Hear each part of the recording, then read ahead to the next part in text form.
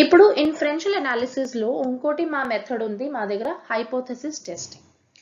ముందుగా మాకు ఇది చాలా ఇంపార్టెంట్, ఇది కనుక్కోవాలి హైపోథెసిస్ అంటే ఏంటి. Statistical hypothesis is a hypothesis that is testable on the basis of the observed data modeled as a realized values taken by a collection of random variables. ఇదేముంటది hypothesis testing అంటే, ఇది మేము ఒక statement setup చేస్తాము, ఒకటి statement మేము setup చేసి మేము అది టెస్ట్ చేస్తాము, ఆ స్టేట్మెంట్ కరెక్ట్ ఉందా లేదా. మేము దానికోసము డేటా యూస్ చేస్తాము, అది మోస్ట్లీ శాంపుల్ డేటా అవుతుంది. మా దగ్గర మేము తీసుకున్నాము పాపులేషన్ నుంచి collection of random variables. Hypothesis లో మేమేం చేయాలి, మేము హైపోథెసిస్ లో ఒకటి స్టేట్మెంట్ సెటప్ చేసిన తర్వాత మేము ఆ స్టేట్మెంట్ ని చెక్ చేయాలి, ఆ స్టేట్మెంట్ కరెక్ట్ ఉందా లేదా. దానికోసము మేము శాంపుల్ డేటా పికప్ చేస్తాము. శాంపుల్ డేటా తీసుకున్న తర్వాత మేము ఆ స్టేట్మెంట్ ని చెక్ చేయాలి. ఉదాహరణ కోసము మీరు ఇది చెక్ చేయాలి, మీ పిల్లోడు చాలా చదువుకుంటున్నాడా, బాగా చదువుకుంటున్నాడా, చాలా బాగా మార్క్స్ తెస్తున్నాడా లేదా. ఆ స్టేట్మెంట్ మీకు చెక్ చేయాలంటే మీరు వాడిది రిపోర్ట్ కార్డ్ తీసుకుని వాళ్ళ మార్క్స్ చూసి ఆ తర్వాత మీరు ఆ జడ్జ్మెంట్ తీసుకుంటారు, మీ పిల్లోడు బాగా చదువుకుంటున్నాడా లేదా. అది ఎగ్జాక్ట్లీ సేమ్ మేము స్టాటిస్టికల్ హైపోథెసిస్ లో చేస్తాము. దీంట్లో మా దగ్గర రెండు హైపోథెసిస్ సెటప్ చేయాలి, ఇది కంపల్సరీ. ముందుగా వస్తుంది నల్ హైపోథెసిస్, ఇంకోటి వస్తుంది ఆల్టర్నేట్ హైపోథెసిస్. నల్ హైపోథెసిస్ ఏముంటది, దాంట్లో మేము స్టేట్మెంట్ కరెక్ట్ గానే చెప్తాము. ఎలాగా మీరు కనుక్కోవాలి మీ పిల్లోడు బాగా చదువుకుంటున్నాడా లేదా. దాంట్లో మీరు నల్ హైపోథెసిస్ లో ఏం రాస్తారు, నా పిల్లోడు బాగా చదువుకుంటున్నాడు. ఆల్టర్నేట్ హైపోథెసిస్ లో మీరు ఆపోజిట్ గా రాస్తారు. దాంట్లో మీరు ఏం రాస్తారు, నా పిల్లోడు బాగా చదువుకుంటున్నా లేదు. దాంట్లో మీరేం చేస్తారు, నల్ హైపోథెసిస్ లో పాజిటివ్ స్టేట్మెంట్ రాస్తారు, ఆల్టర్నేట్ హైపోథెసిస్ లో నెగటివ్ స్టేట్మెంట్ రాస్తారు. అలాగే మేము సింపుల్ స్టాటిస్టిక్స్ లో కూడా డేటా సెట్ యూస్ చేసి మేము null hypothesis alternative hypothesis setup చేస్తాము. అగైన్ ఉదాహరణగా మేము తీసుకుంటే నల్ హైపోథెసిస్ లో మేము ఇది పెట్టేస్తాము, పాపులేషన్ మీన్ 50 నుంచి ఎక్కువ ఉండాలి, రైట్, అది నల్ హైపోథెసిస్. ఆల్టర్నేట్ ఏమైతుంది, ఎగ్జాక్ట్లీ ఆపోజిట్ ఆఫ్ దిస్.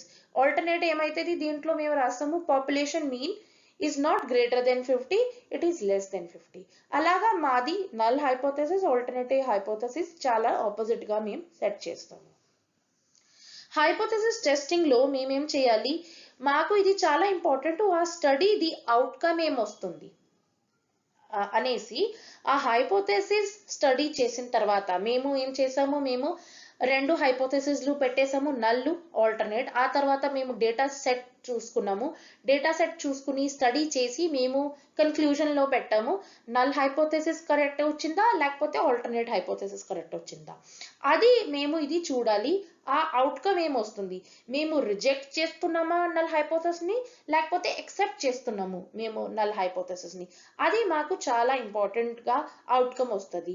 ఆ తర్వాత కూడా ఇది చాలా ఇంపార్టెంట్, మేము అది రిజెక్ట్ చేస్తున్నాము నల్ హైపోథెసిస్ ని లేకపోతే ఎక్సెప్ట్ చేస్తున్నాను, మేము ఏ లెవెల్ ఆఫ్ సిగ్నిఫికెన్స్ లో మేము ఎక్సెప్ట్ చేస్తున్నాము using a pre chosen measure of deviation. ఇది ప్రీ చోజన్ మెజర్ మేము యూజ్ చేస్తున్నాము, అదంటే ఎంత మేము ఎర్రర్ అలౌ చేస్తున్నాము మా స్టడీలో. చూడండి, మీరు డేటా సెట్ యూజ్ చేస్తే ఇది చాలా ఇంపార్టెంట్ మీకోసము, ఆ సర్టన్ పర్సంటేజ్ ఆఫ్ ఎర్రర్ పెట్టాలి మీ స్టడీలో. మీరు స్టడీ చేస్తున్నారు ఆ శాంపుల్ది, మీ దగ్గర మొత్తం పాపులేషన్ ఇన్ఫర్మేషన్ లేదు, ఇప్పుడు మీరు ఆ శాంపుల్ది ఇన్ఫర్మేషన్ తీసుకుంటున్నారు, ఆ శాంపుల్ది మీరు స్టడీ చేస్తున్నారు.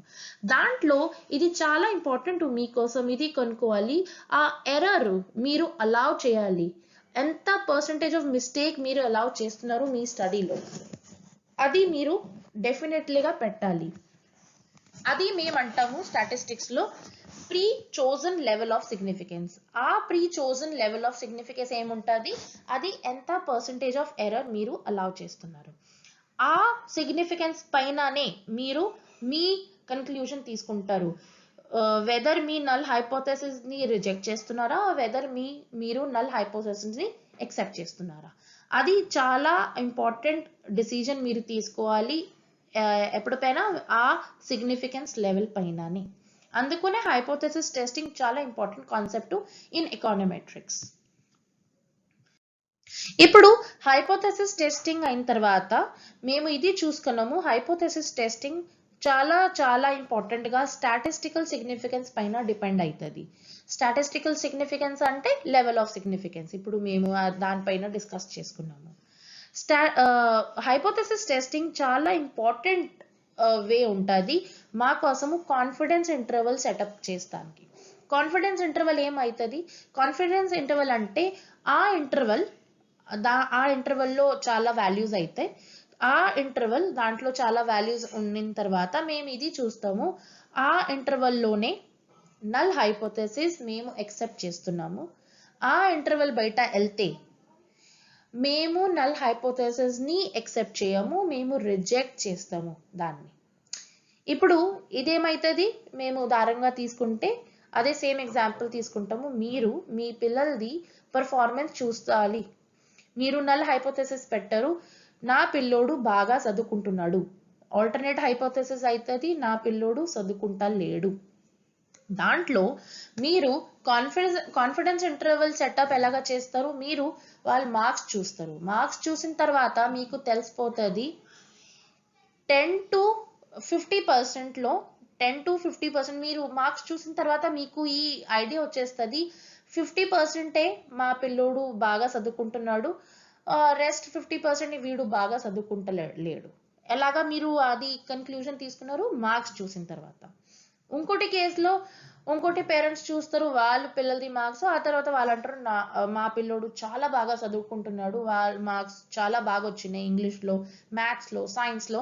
వాళ్ళు ఏం కాన్ఫిడెన్స్ ఇంటర్వల్ సెటప్ చేస్తారు, వాళ్ళు అంటారు 10 to 90% మేము కాన్ఫిడెంట్ ఇది మా పిల్లోడు చాలా బాగా చదువుకుంటున్నాడు. ఆ తర్వాత మేమేం అనలేము. వాళ్ళు ఏం చేస్తారు, వాళ్ళు 10 to 90% రేంజ్ సెటప్ చేసిన తర్వాత వాళ్ళు అన్నారు. ఆ తర్వాత మేమేం డిసిజన్ చేయించలేము పిల్లోడు చదువుకుంటున్నాడా లేదా, బట్ 90% మేము కాన్ఫిడెన్స్ ఈ మాటది మా పిల్లోడు చదువుకుంటున్నాడు. సిమిలర్లీ మీరు చేశారు 50% కాన్ఫిడెంట్ మా పిల్లోడు చదువుకుంటున్నాడు బాగానే, ఆ తర్వాత మేమేం చెప్పలేము. అది ఉంటుంది confidence interval in simple sense. Statistics లో అలాగే మేము డేటా యూజ్ చేసుకుని కాన్ఫిడెన్స్ ఇంటర్వల్ సెటప్ చేస్తాము. ఆ కాన్ఫిడెన్స్ ఇంటర్వల్లోనే మేము ఇది కన్క్లూజన్ చేస్తాము నల్ హైపోథెసిస్ కరెక్ట్ గానే ఉంది. ఆ తర్వాత కాన్ఫిడెన్స్ ఇంటర్వల్ బయట అయిన తర్వాత మేము ఇది అంటాము దాంట్లో నల్ హైపోథెసిస్ కరెక్ట్ లేదు, ఆల్టర్నేట్ హైపోథెసిస్ హీ కరెక్ట్ ఉంటుంది. అందుకనే హైపోథెసిస్ టెస్టింగ్ కూడా చాలా ఇంపార్టెంట్ వే మా కోసం ఉంటుంది కాన్ఫిడెన్స్ ఇంటర్వల్ సెటప్ చేస్తానికి కూడా.